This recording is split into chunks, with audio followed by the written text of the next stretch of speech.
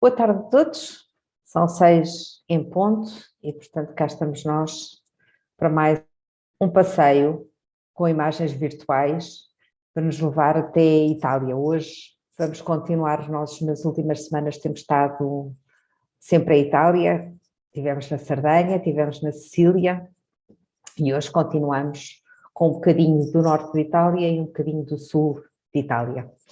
Quem nos vai levar hoje até a Itália será o Ricardo Rodrigues e, portanto, Ricardo, já demos aqui um compasso de espera, já temos, creio que, todas as pessoas entradas no sistema. A plateia é sua, leve-nos lá até a Itália, mostre-nos as coisas bonitas que temos para ver a Itália. Muito boa tarde e bem-aja a todos. Muito obrigado por estarem presentes mais uma vez numa apresentação da Oasis Travel. E hoje vamos então continuar as nossas viagens em Itália. Tal como a Cristina disse, portanto, hoje vamos viajar, temos duas viagens, uma viagem ao sul e outra à parte norte de Itália, sempre com acompanhamento da Oasis Travel logo desde Lisboa e durante toda a viagem. Falando de Itália, portanto, com os seus 3 milénios de história, cultura e cozinha, a chamada bota da Europa seduz qualquer um. A Itália pode visitar-se ruínas romanas, apreciar a arte renascentista, alojar-se em minúsculas aldeias medievais, esquiar nos Alpes, explorar os canais de Veneza e maravilhar-se com as belas igrejas que jamais pensou poderem existir. Naturalmente, pode satisfazer-se com os mais elementares prazeres, tais como degustar um bom vinho ou um prato típico da afamada cozinha italiana, melhorar o seu guarda-roupa ou simplesmente apreciar a Dolce Vita.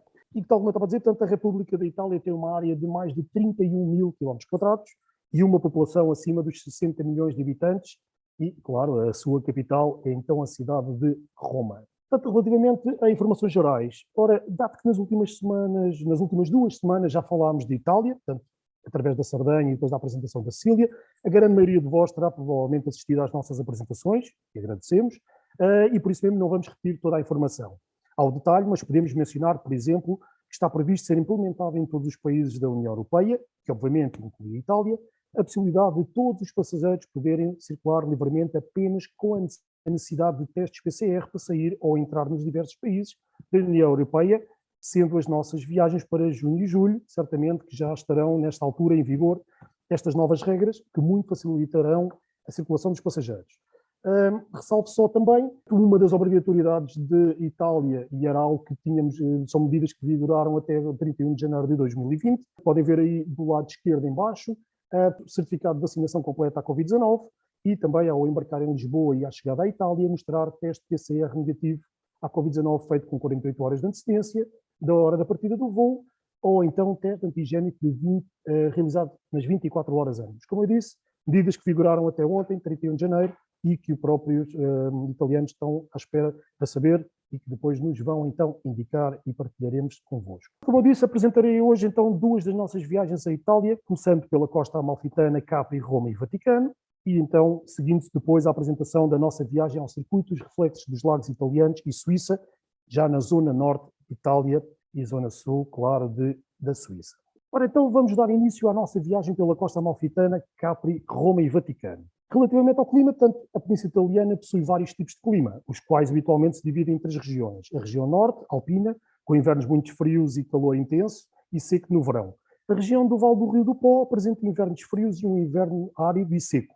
Na região centro-sul, o inverno é ameno e o verão prolonga-se até tarde, com temperaturas altas, mas suportáveis. De uma maneira geral, os meses de abril a junho, e depois de setembro e outubro, são os mais amenos, com temperaturas médias bastante agradáveis em todo o país.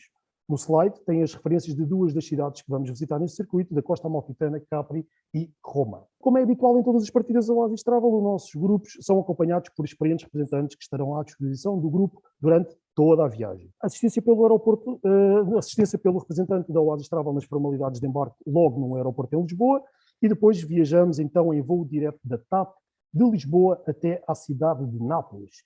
Portanto, saímos de Lisboa pelas 7h40 da manhã, chegando ao aeroporto internacional Capodichino, em Nápoles, às 11h45.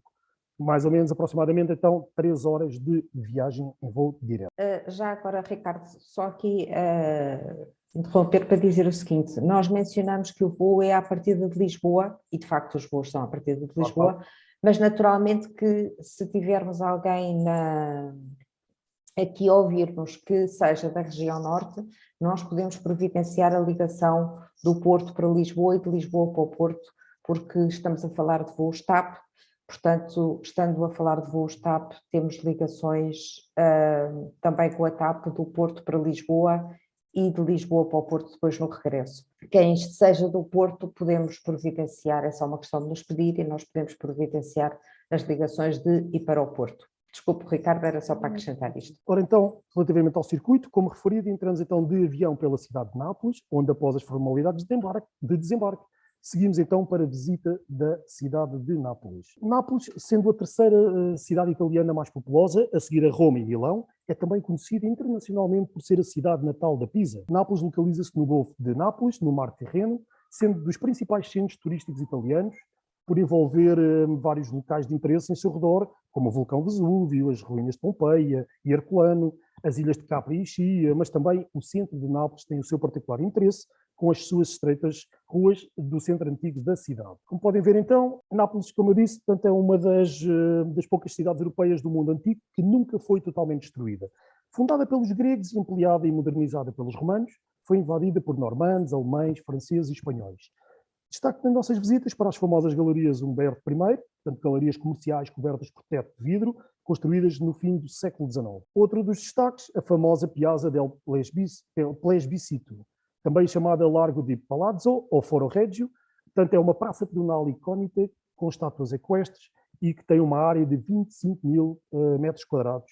A praça é rodeada por importantes construções, como a Basílica de São Francesco di Paula, Palazzo Salerno, o Palácio della Prefeitura e também, podem ver, o Palácio Real Neoclássico do século XVIII. Este palácio foi fundado durante o período dos vice-reis espanhóis. O Palácio Real de Nápoles é um símbolo do poder real durante a dinastia Bourbon, que foi de 1734 a 1860. Mas que lá está, outro dos destaques é também o famoso Castelo Novo, também conhecido como Macchio Angioino, assim é um belíssimo e enorme castelo medieval localizado em frente à Piazza del Município e à Câmara Municipal. Há bastante tempo que é considerado um dos principais marcos arquitetónicos da cidade. E sem dúvida, que não podia também faltar, a Catedral. Portanto, a Catedral de São Joanário é sem dúvida uma catedral suntuosa com fachada neogótica e capelas repletas de arte, além de mosaicos e relíquias do século XIII. A Capela de San Gennaro, tanto o padroeiro da cidade, é rica em imagens religiosas, mas acredito ou não, o espaço é de facto dos leigos e não da diocese.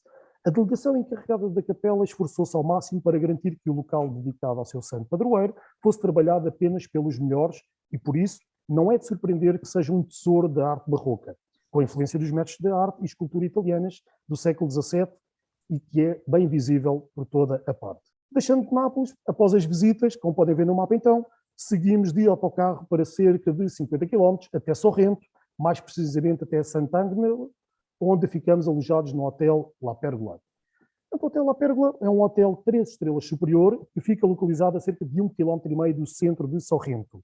Oferece quartos modernos, com ar-condicionado, televisão de ecrã plano, com canais por satélite, comunidades para fazer café ou chá, WC com modernas facilidades, um belíssimo pequeno almoço, Wi-Fi gratuito em todas as áreas e também tem piscina exterior. E no dia seguinte, um dia inteiramente dedicado à visita da bela Costa Amalfitana.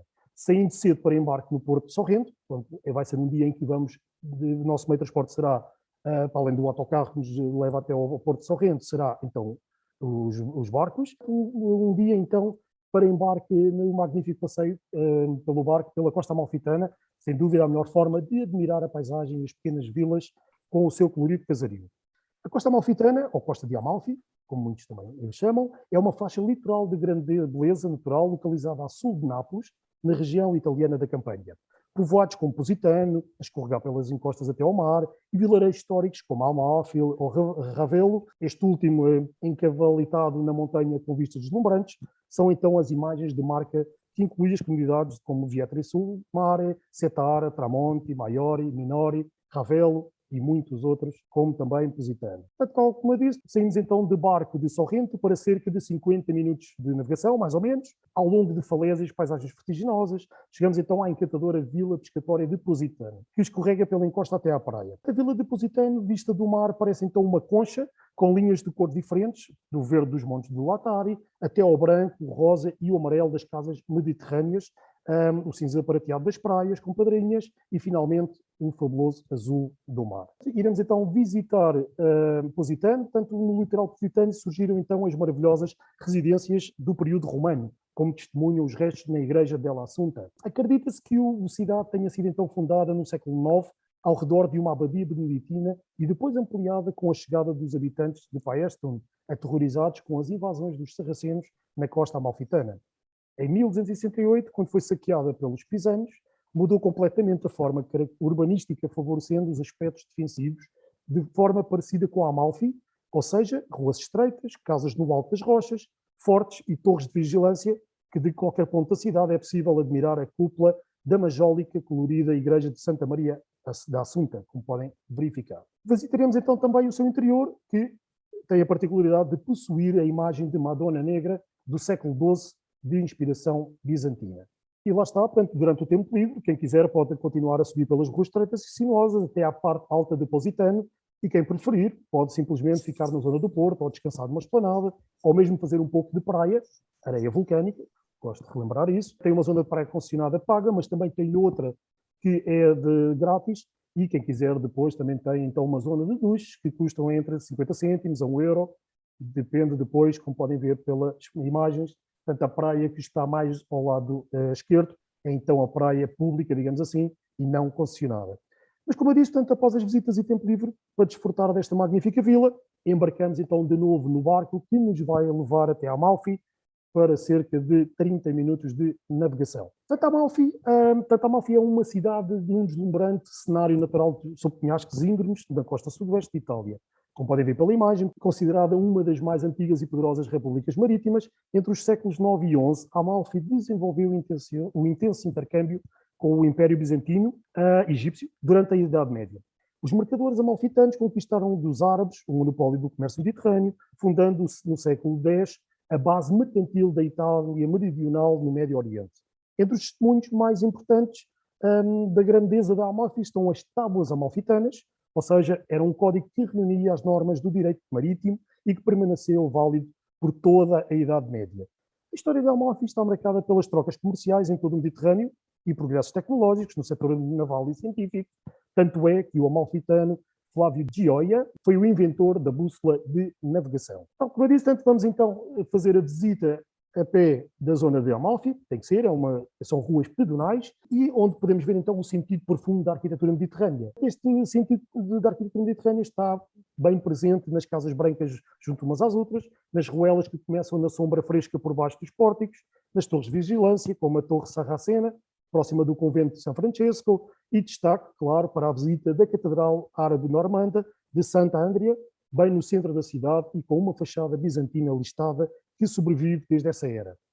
Visitaremos também o Museu da Catedral e, claro, as catacumbas, bem como a própria Catedral. Almoçaremos também neste local, numa zona mais perto da costa, mais ao pé do mar, e, claro, não faltando tempo livre para desfrutar a cidade histórica à beira do mar Tirreno, com o seu comércio e as suas movimentadas esplanadas. E lá está, ao final da tarde, regressaremos de barco a Sorrento, sendo que nesse dia o jantar será servido num restaurante local, bem no centro da cidade de Sorrento, também para conhecermos os encantos desta cidade à noite. Sorrento, desde os tempos do Grande Tour, que Sorrento é uma das etapas clássicas de uma viagem à Itália, com as suas pitorescas rochas sobre o mar e um centro histórico cheio de vida que atrai anualmente milhares de turistas e que, tão bom, nós também gostamos de caminhar e passear nesta cidade. Dia seguinte será um dia inteiramente dedicado à visita da ilha de Capri, cuja fama já há muito ultrapassou as fronteiras, atraindo visitantes de todo o mundo. A sua beleza bem justifica a sua fama. Vamos fazer então a partida para o cais, iremos de autocarro do hotel até ao cais e depois então passeio de barco até Capri. Portanto, Capri, uma ilha montanhosa com poucas praias e um mar azul belíssimo, cuja cor fica na nossa memória durante largo tempo. Portanto, estamos a falar mais ou menos de 30 minutos de navegação. E claro, antes de desembarcarmos na ilha de Capri, o barco navegará ao longo da ilha, com destaque para Faragioli, que são formações rochosas tidas como o cartão postal da ilha. Se verificarem, a maior parte das imagens que mostra sempre de Capri, esta é uma das imagens de marca, então, em termos de publicitários. E, claro, apenas por curiosidade, tanto nestas rochas também já foram gravadas propagandas publicitárias para a Dolce & Gabbana, para o seu perfume Light Blue. Ilha de Capri. Portanto, Ilha de Capri, com apenas 10,4 km de extensão, esta encantadora ilha fica ao sul de Nápoles e é banhada pelo mar Tirreno. Tibério, imperador da Roma, residiu ali bem como monges e exilados que amenizaram a sua tristeza com a beleza da ilha. Gregos e romanos, na antiguidade e hoje, claro, os turistas de todo o planeta que circulam pelas charmosas ruelas.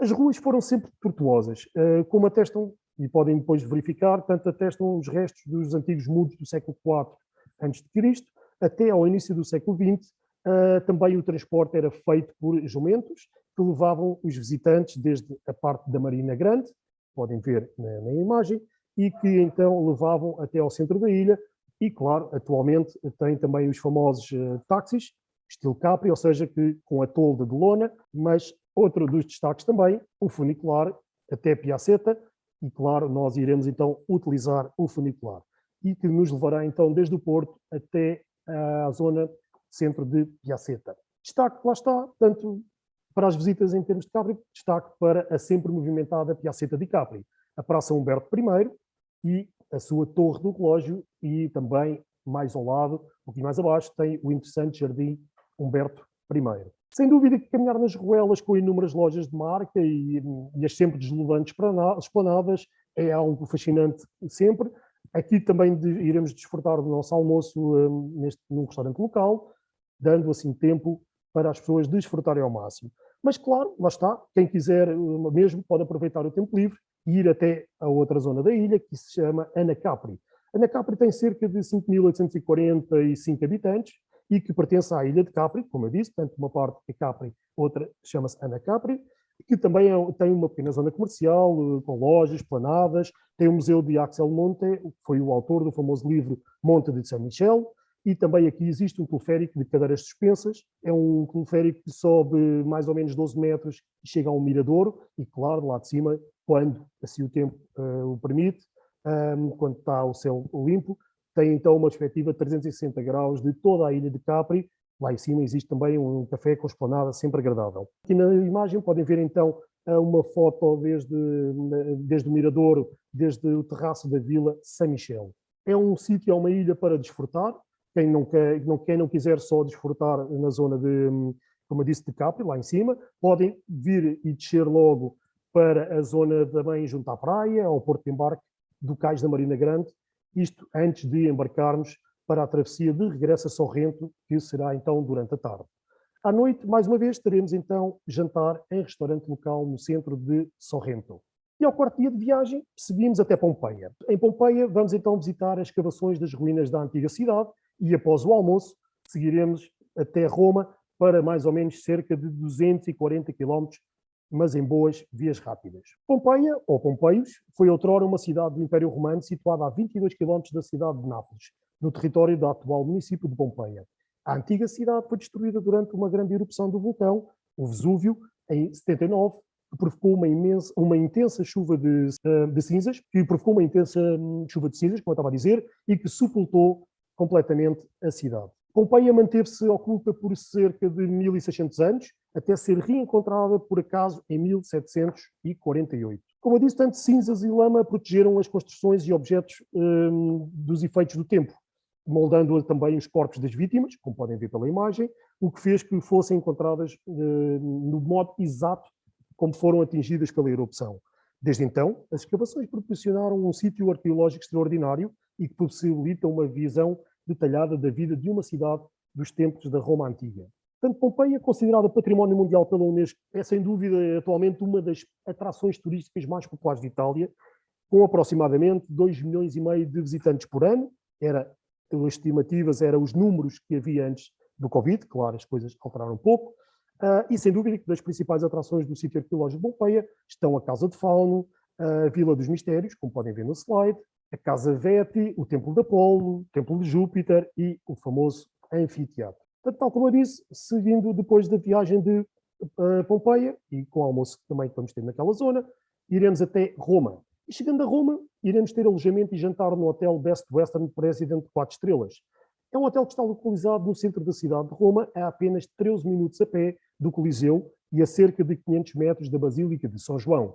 É um hotel que tem em todos os quartos bastante espaçosos, com ar-condicionado, televisão de ecrã plano, com canais por satélite, e estão decorados com cores acolhedoras e mobiliário em madeira clara. Tem também comunidades para fazer café ao chá, WC com modernas facilidades, belíssimo pequeno almoço, Wi-Fi gratuito em todas as áreas, ginásio para quem pretender, portanto um hotel que nos dá todas as garantias de qualidade. E neste dia, então, dedicaremos, portanto, no dia a seguir a chegarmos a Roma, dedicaremos então para a visita à magnífica Praça do Vaticano, com a Basílica de São Pedro, e também ao Museu do Vaticano com a sua bela Capela Sistina. A Capela Sistina é, sem dúvida, uma das capelas do Palácio Apostólico e originalmente funcionava como a Capela do Vaticano e era conhecida como a Capela Magna. O seu nome é em homenagem ao Papa Sisto IV, que ordenou a sua restauração entre 1473 e 1481. Desde então, a capela tem sido usada para a celebração de atos e cerimónias papais e, sem dúvida, que é o teto mais famoso do mundo, com os seus famosos frescos. Mas após o almoço, iremos então também visitar a Roma Antiga. Por exemplo, iremos passar, mas só apenas no exterior, para ver e fotografar o Coliseu, como podem ver na imagem. Iremos também passar e visitar o Arco Constantino, o Circo Máximo, a Basílica de São João, a Basílica de Santa Maria Maggiore. Claro que depois de todas estas visitas, ao final da tarde, regressaremos então ao hotel. E, em hora a combinar, saída para jantar de despedida em restaurante local. E para o último dia de viagem, claro que vamos aproveitar ao máximo ainda para dar a conhecer mais da cidade de Roma, com visita, por exemplo, à Piazza Farnese, com o majestoso palácio com o mesmo nome, à Piazza Navona, onde vemos a saudação da Roma Barroca, o palco, sem dúvida, o palco artístico de dois dos grandes protagonistas do século XVII, Bernini e Barromini. Não podia faltar também a visita ao Panteão, tanto um templo redondo e modelo para várias gerações de arquitetos, com o seu magnífico e deslumbrante interior. Outro dos sítios, portanto, a Praça de Pietra, um lugar talvez menos conhecido, mas também muito fascinante, cujo nome se deve à presença do Templo de Adriano, no qual permanece, praticamente íntegro, todo o prospecto lateral, hoje englobado no edifício da Bolsa, portanto é o atual edifício da Bolsa. Temos também, como podem ver na imagem, a famosa Fontana di Trevi, claro, certamente a mais cinematográfica e famosa de todas as fontes de Roma.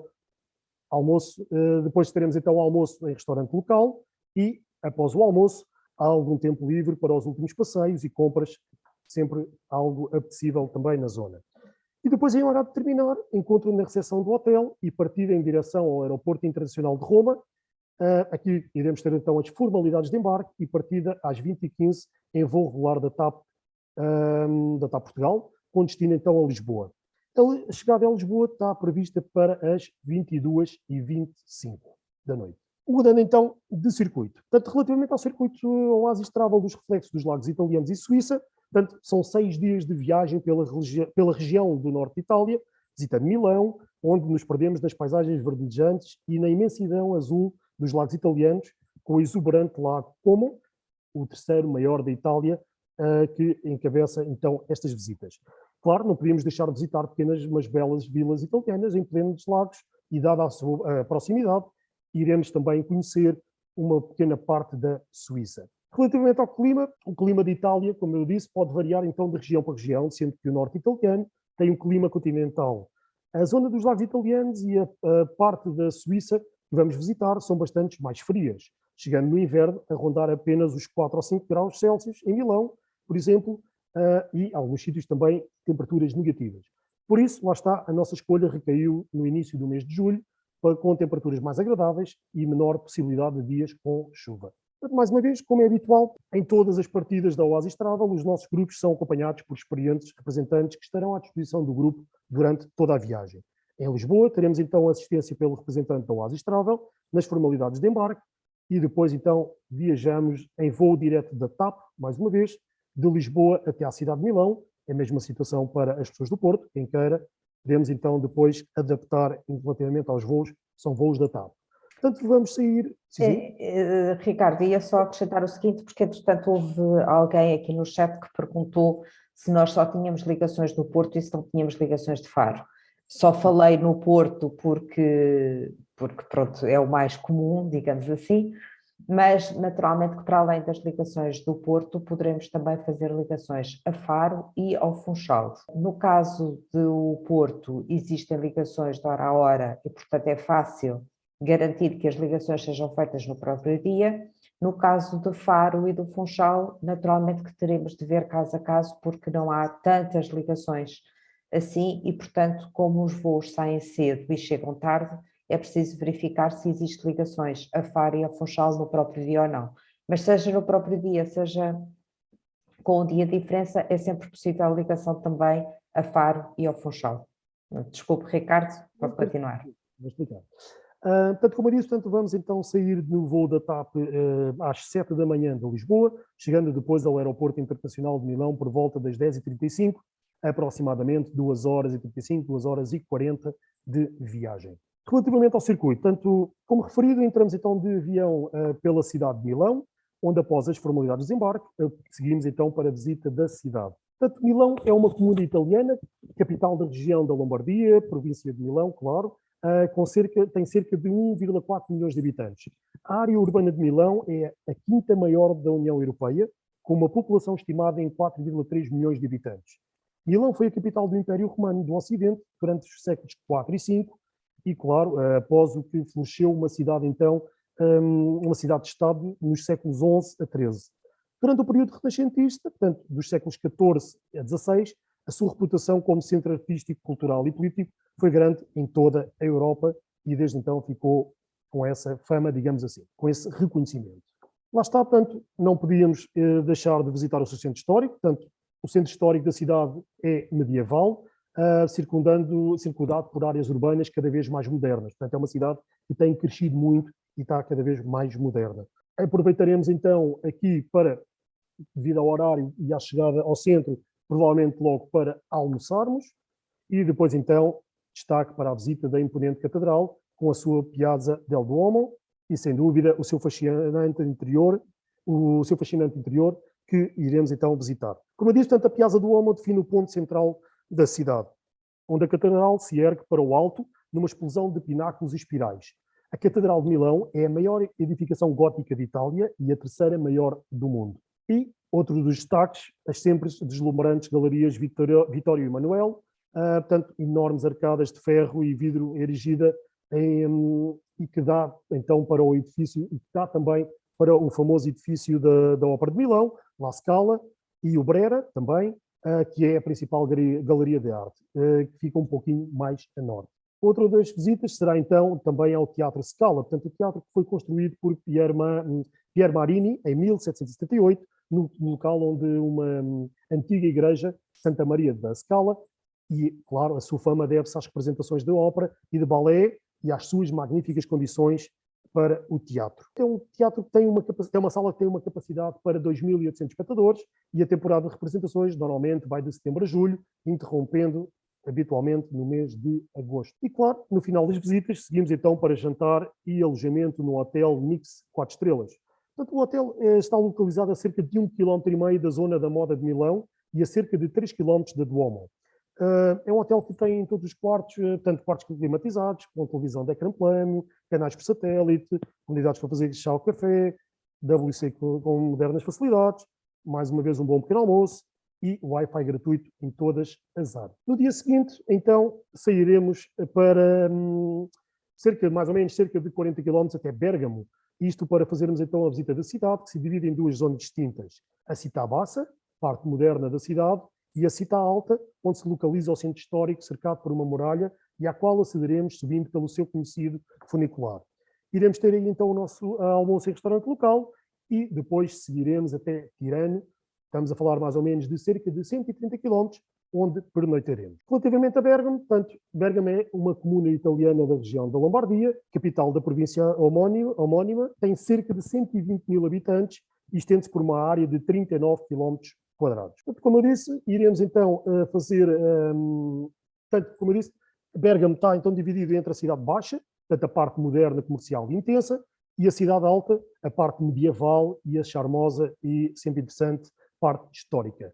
Claro, lá está, destaque para a subida em funicular até à zona histórica, que iremos fazer. O bairro, como eu disse, portanto, a parte histórica está então mais alta, o bairro elevado mais antigo, chamado Cita Alta, caracteriza-se então pelas suas ruas calçadas, rodeadas por muralhas venezianas. Sem dúvida que um dos destaques será então a Duomo di Bergamo, portanto, é a catedral da cidade, a Basílica de Santa Maria Maggiore, de estilo românico. Outro dos destaques será a Grande Capela Colleoni, portanto, é uma capela com frescos do século XVIII de Tiepolo, também sempre fascinante visita. E como eu disse, portanto, no final das visitas, seguimos até Tirano para jantar e alojamento no Hotel Bernina 3 estrelas superior. Portanto, este é um hotel que está localizado a 400 metros do centro histórico. É um moderno hotel de charme, com todos os quartos com ar-condicionado, televisão de ecrã plano, com canais por satélite, comunidades para fazer chá ou café, tem também modernas facilidades no WC, bom pequeno almoço mais uma vez, e também Wi-Fi gratuito em todas as áreas. Um local também muito, muito interessante. E no dia seguinte, então, fazemos uma pequena incursão até à Suíça, como podem ver pelo mapa. Portanto, saímos de Tirano e vamos até, mais precisamente, até St. Moritz. Lá está, depois de St. Moritz, voltamos então para a Itália, para depois pernoitarmos em Montano Lucino. Relativamente então às visitas, portanto, no terceiro dia de viagem, partida em direção aos Alpes Suíços, iniciando em Tirano, um percurso no famoso comboio panorâmico Bernina Express, com saída de Tirano mais ou menos às 9 da manhã e chegada a St. Moritz por volta das 11h10. Claro, lá está, horários sempre sujeitos a reconfirmação. Tanto como eu disse, e como viram pelas imagens, portanto, atravessando pelo caminho inúmeros viadutos, túneis, sem dúvida com magníficas paisagens sobre os Alpes.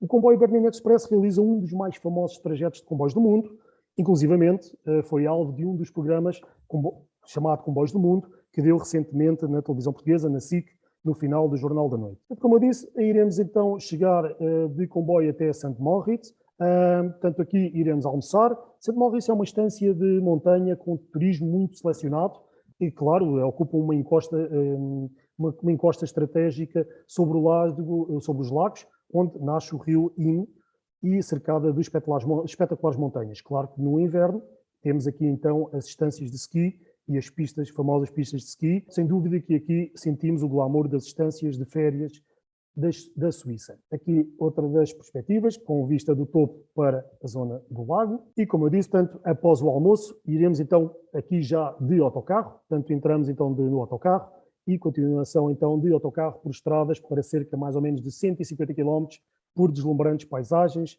até Monte Lucino, já perto de Como, já na parte de Itália. Em Monte Lucino, portanto, já próximo de como eu disse, ficamos alojados no Hotel Cruz 4 estrelas. Este hotel está localizado mais ou menos a 15 minutos de carro do Lago Como, disponibiliza quartos elegantes com pisos em parquet, tem ar-condicionado, televisão de ecrã plano com canais por satélite, novamente comunidades para fazer chá, café, WC com modernas facilidades, tem um bom pequeno almoço e também um bom Wi-Fi gratuito em todas as áreas, sempre algo pretendido pelos clientes e que nós também valorizamos. E quarto dia de viagem, continuaremos no deslumbramento da natureza que temos ao nosso redor.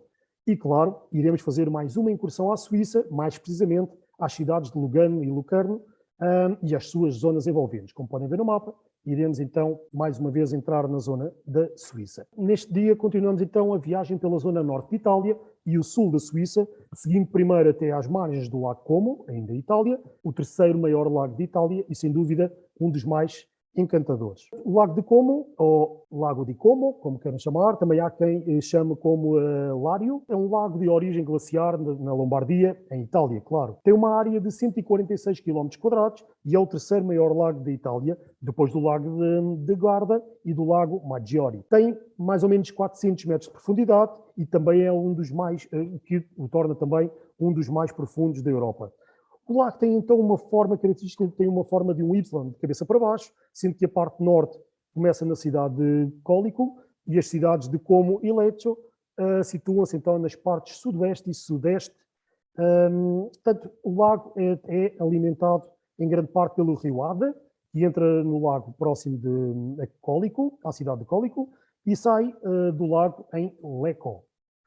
Portanto, esta situação geográfica torna o lado sudoeste deste lago um beco sem saída, ou seja, também faz com que, muitas vezes, contrariamente a Lecco, sofra frequentemente enchentes aqui em Como. Seguindo depois, continuação para Lugano. Portanto, Lugano é uma cidade da Suíça que ocupa um lugar estratégico de grande beleza nas margens do lago com o mesmo nome. Portanto, o Lago de Lugano é um lago localizado a sudoeste da Suíça e ao norte da Itália. O lago está situado entre o Lago Maggiore e o Lago di Como, como podem ver também com magníficas paisagens. E sem dúvida que aqui, depois das visitas, será dado tempo livre para passear junto à margem do lago de Lugano, visitar o pequeno centro histórico ou simplesmente sentir o requinte da cidade numa esplanada frente ao lago. Sem dúvida que aqui podemos apreciar a sua espetacular beleza natural. Depois de Lugano, continuação então da viagem para Locarno. Portanto, Locarno que fica nas margens do Lago Maggiore. O Lago Maggiore, que é o segundo maior lago de Itália, dividido entre território suíço e italiano. Em Locarno, lá está, destaque para a Piazza Grande com as suas coloridas casas antigas. É o epicentro de um dos festivais de cinema mais famosos da Europa. Este festival foi fundado em 1946 e que, ao longo de 10 dias, e sempre no mês de agosto, atrai os amantes desta arte e em busca do prémio, o Leopardo de Ouro, com inúmeras e constantes sessões ao ar livre em plena Praça Grande. É algo que, em pleno agosto, se transforma completamente, dando uma vida enorme a esta cidade. E destaque, claro, para o Palácio do Cinema. Em Locarno, iremos então também almoçar em restaurante local durante as visitas e, lá está, depois, ao fim da tarde, seguimos viagem de novo até Itália, voltaremos então ao território italiano, até Stresa. Portanto, Stresa é uma comuna italiana de cerca de 5 mil residentes, mais ou menos, que fica nas margens do Lago Maggiore, na província de Verbano-Cusciosola, na região de Piemonte, no norte de Itália, e que fica mais ou menos a cerca de 90 km a noroeste de Milão. Desde o início do século XX, a principal fonte de rendimento tem sido o comércio turístico. Como noutros lugares do Lago Maggiore, beneficia de uma vista espetacular, bem como áreas de interesse histórico e arquitetónico. Aqui no Lago Maggiore, então, em Stresa, iremos jantar e também ter o nosso alojamento, que depois aqui poderá ser em Stresa ou em Baveno. Se for em Stresa, iremos então ficar alojados no grande hotel Bristol, um hotel de 4 estrelas, um hotel magnificamente localizado a 800 metros do centro de Stresa e com uma vista privilegiada para o Lago Maggiore. É um histórico edifício com quartos elegantes, decoração em estilo clássico, tem ar-condicionado, televisão de ecrã plano com canais por satélite e aquelas famosas comunidades para fazer café ou chá, WC com modernas facilidades, bom pequeno almoço, Wi-Fi gratuito em todas as áreas e uma magnífica piscina exterior. Mas como eu disse, tanto aqui existe um ou outro, é algo que depois vai ser definido lá mais para a frente e que depois iremos informar, ou ficamos em Stresa ou ficamos em Baveno. Se ficarmos em Baveno, ficamos então alojados no grande hotel Dino 4 estrelas. Portanto, é um hotel que está localizado a cerca de 300 metros do centro de Baveno, com uma localização privilegiada bem na margem do Lago Maggiore. Este amplo e elegante hotel disponibiliza quartos com mobiliário clássico, ar-condicionado, televisão de ecrã plano e as normais comunidades para fazer café ou chá, modernas facilidades na casa de banho, nos WCs, bom pequeno almoço, Wi-Fi gratuito em todas as áreas. Este hotel tem 2 magníficas piscinas exteriores, zona de spa, salão de jogos, entre outras comodidades. No dia seguinte, aqui será sempre de pouca duração a viagem. Saímos do autocarro para curta viagem, então até ao porto de embarque, ou de Stresa ou de Baveno. Se for Baveno, um pouquinho, 3, 4 km, não mais do que isso. Se for em Stresa, é então mais pertinho. Iremos então iremos de barco para visita às pequenas, mas belas ilhas denominadas Isola Bella e a Isla dei Pescatori, portanto a Ilha dos Pescadores, e que ficam ambas localizadas no Lago Maggiore. Navegação e visita à Isola Bella. A Isola Bella é uma das ilhas do arquipélago das Ilhas Borromeu, na parte alpina do Lago Maggiore, e que fica a cerca de 400 metros de Stresa, da parte da costa. A Isola Bella tem 320 metros de comprimento por 400 metros de largura e é completamente ocupada pelo Palácio Borromeu e pelos seus magníficos jardins ao bom estilo italiano. Até 1632, a ilha foi conhecida apenas por La Isla Inferiore, ou Isla de Soto, e era uma ilha rochosa ocupada apenas por uma pequena aldeia piscatória. Iremos então visitar a Isla Bela com os seus magníficos jardins, o seu palácio, e, sem dúvida, que visitaremos o interior do seu palácio com magníficas e lindíssimas salas, e aqui dou apenas um pouquinho da ideia com uma das salas. Iremos fazer também a navegação e visita à outra ilha, à Ilha dos Pescadores, também fica no próprio lago. Como a mais setentrional das 3 ilhas de Barromeu, portanto, existem 3 ilhas naquela região, tem uma população mais ou menos de 32 habitantes fixos, depois, nas épocas de mais turismo, tem um pouquinho mais, portanto, é a única a ilha a ser habitada durante todo o ano. Ao contrário da Isla Bela e da Isla Madre, a ilha já não pertence à família Barromeu. Esta ilha tem cerca de 375 metros de comprimento por 100 metros de largura. Tem uma rua estreita que funciona como uma coluna vertebral e que é acompanhada por becos até à avenida que circunda a própria ilha, como podem ver pela imagem. E claro, lá está, portanto, iremos então efetuar uma visita sempre interessante ao longo destas ruas estreitas da ilha e onde também teremos o nosso almoço. Após as visitas e o almoço, regresso de barco à costa e continuação de autocarro até ao hotel, ou em Stressa, ou em Baveno, para usufruírem então do restante tarde livre. Último dia. Portanto, último dia de viagem, claro está, não podíamos deixar de aproveitar para fazer as últimas visitas à cidade de Milão. E aqui, provavelmente, o que irá ficar guardado será então, como destaque, a visita ao interior do mundialmente famoso Teatro La Scala. Iremos fazer o transfer de Stressa ao Baveno até Milão, iremos fazer as visitas, iremos ter o nosso almoço em restaurante local e depois seguiremos até ao Aeroporto Internacional de Milão para efetuarmos as formalidades de embarque e partida às 17h10 em voo regular da TAP com destino a Lisboa. Mais ou menos a hora de chegada a Lisboa será pelas 19 horas.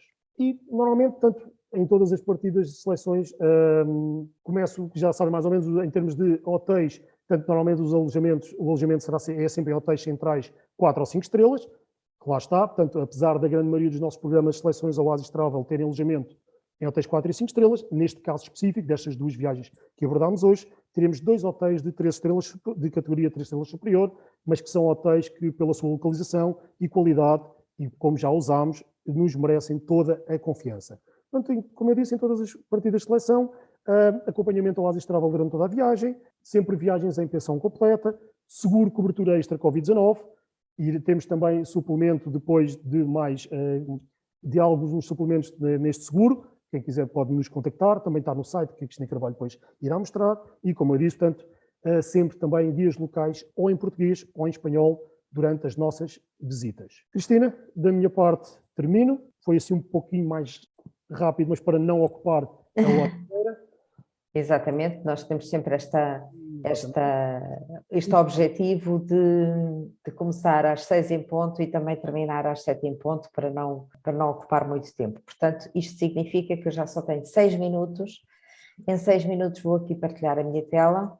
Então, quando entramos no site da Oasis, é esta a imagem que temos. Clicando aqui em viagens/programas, e indo à Europa, dentro da Europa, andamos com o cursor por baixo e vamos até Itália. E clicando em Itália, vemos aqui as 5 alternativas de Itália que nós para já temos para este ano 2022, que é o Parque Nacional da Cinque Terre na Páscoa, os Encantos da Sardanha em maio, a Costa Amalfitana, Capri, Roma e Vaticano em junho, depois Sicília Histórica no final de junho, princípio de julho, e em julho os Reflexos dos Lagos Italianos. Portanto, eu não vou demorar muito em detalhe em cada um deles, apenas dizer-vos como é que chegam até lá. Portanto, quer seja num, quer seja no outro, basta clicar ou na fotografia ou em mais info, e clicando aqui tem então todos os detalhes de cada uma das viagens. Tem os destaques, tem o itinerário, tem os preços, tem a informação útil, o mapa e a galeria. Vou andar aqui para trás e vou entrar nos reflexos dos lagos italianos. E só aqui relembrar que no caso dos reflexos dos lagos italianos, o preço é 1.692 euros por pessoa, mas se a inscrição for feita até ao dia 28 de fevereiro, tem um desconto de 75 euros por pessoa, o que significa que fica em 1.600 e poucos euros por pessoa. Tem também os destaques, o itinerário, os preços, a informação útil, etc. Não vou entrar em cada um dos detalhes para não vos roubar muito tempo, mas pronto, já vos indiquei pelo menos como é que chegam até lá. Entretanto, aproveito hoje também para vos dizer o seguinte, portanto, quando querem voltar atrás e ir à página inicial do nosso site, basta clicar aqui no nosso logo, Oasis Travel, onde está o meu cursor, e vamos até à página inicial. Aqui na página inicial, andando para baixo, temos aqui esta barra que diz Catálogos Oasis Travel e tem aqui este ícone que diz Consulte todos os catálogos. Se nós entrarmos aqui, o último catálogo, que é este que diz Seleções 2022, aparece aqui em grande e andando aqui nas setas poderá folhear o catálogo e ver todas as sugestões. Logo aqui tem o índice cronológico e tem o índice geográfico, portanto, se quiserem procurar alguma viagem ou por época do ano ou por região, têm aqui e, portanto, entrando, têm aqui, podem folhear toda a brochura e encontrar todas as várias sugestões que vos apresentamos para 2022. Este foi o último catálogo que nós fizemos e, portanto, está aqui em catálogos Oasis Travel. Portanto, só relembrar, quando clicamos aqui no Oasis Travel aparece a página inicial, andando para baixo, temos aqui catálogos Oasis Travel e, portanto, pode aqui consultar. E pronto, e com isto faltam 3 minutos para as 7, portanto, está-se a acabar o meu tempo de antena, como se costuma dizer. Vou aqui só interromper o compartilhamento. Obrigado pela vossa companhia. Não sei se, entretanto, houve aqui, pelo menos até eu entrar, não tinha havido aqui nenhuma questão que não tivesse sido respondida. Tenho aqui uma senhora Maria do Carmo que diz: bela apresentação, muito obrigado, já fiz essas viagens e são espetaculares. A Dona Maria de Lourdes também diz: bela apresentação, recordação de alguns locais que já visitei e que recomendo.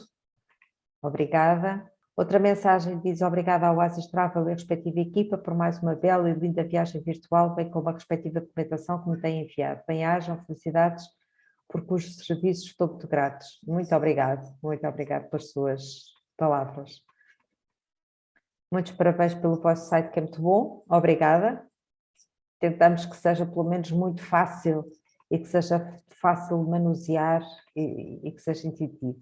Tenho aqui um senhor a perguntar qual a viagem para a semana, tenho toda a me lembrar. Para a semana vamos, depois de andarmos 3 semanas em Itália, vamos mudar completamente o destino e vamos até à Índia. Um destino pelo qual os 3 presentes que aqui estamos hoje, quer eu, quer o Ricardo, quer o Gonçalo, somos apaixonados.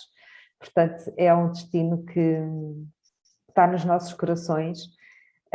E portanto para a semana será o Gonçalo a levar-nos até à Índia, um destino que acho que quando nós o visitamos há uma parte do nosso coração que lá fica.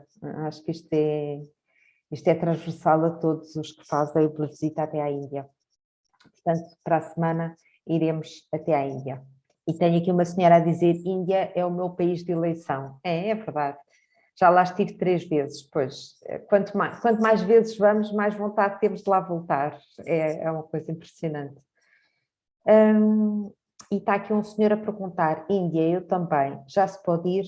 Neste momento não, ou seja, naturalmente que nós não vos iríamos desafiar para uma viagem que fosse feita agora em fevereiro, mas aquilo que nós vos vamos desafiar é para uma viagem que será só em novembro e, portanto, todos esperamos que daqui até novembro já seja possível visitar a Índia com toda a tranquilidade e com toda a segurança. E tem aqui uma senhora que diz: olá Cristina, fui consigo à Índia, adorei. É verdade, fomos juntas. Recordo muito bem dessa fantástica viagem que fizemos à Índia e ao Nepal e que foi uma das viagens que ficou no no meu coração, é verdade, foi uma viagem fantástica. E outra senhora que também diz, eu já lá fui na bela companhia da Cristina, é verdade, também fui consigo, é verdade. Isto é tão bom, é isto que nos enche o coração e é isto que é tão bom ser agente de viagens, é visitar os locais e ficar com boas memórias desses locais e ficar com boas memórias das companhias com quem se visita os locais. É muito bom. Obrigada a vós e a todos aqueles com quem já viajei, porque de facto são estas coisas boas que nos dão boas memórias na vida. Muito obrigada. E tenho aqui um senhor que diz, já estive na Índia 5 vezes, mas quero mais 2. É verdade, é verdade. Para descobrir, sempre. Quanto mais vezes vamos, mais vontade temos de lá voltar.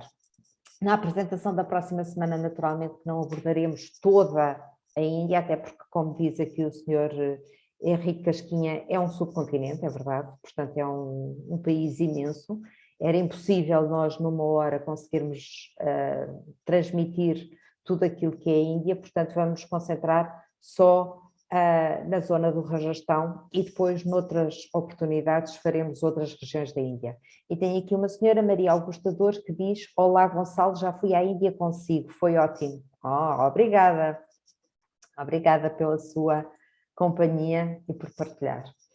Então, aqui vos deixamos até à próxima terça-feira.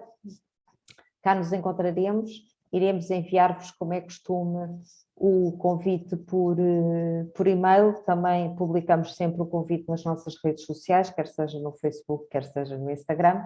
Portanto, qualquer que seja a forma, inscrevam-se, venham connosco, partilhem connosco. Estes bons momentos de terça-feira são sempre tão bons.